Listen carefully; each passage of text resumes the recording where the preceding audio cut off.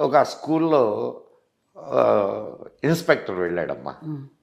Inspector వెళ్ళి ఆయన ఒక ప్రశ్న వేశాడు పిల్లలకి. అంటే ఇది చర్చా వేదిక కాబట్టి చెప్తున్నానమ్మా. చిట్ చాటింగ్ మంది తప్పకుండా మాట్లాడండి.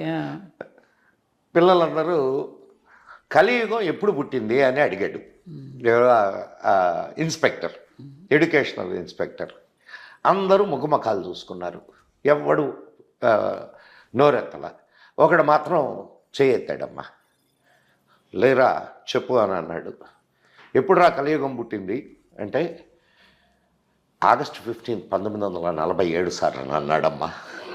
కరెక్ట్గా చెప్పాడుగా వాడు భాషలో. సో నిజమే కదమ్మా అది. కలిపురుషుడు అప్పుడే ప్రవేశించాడు.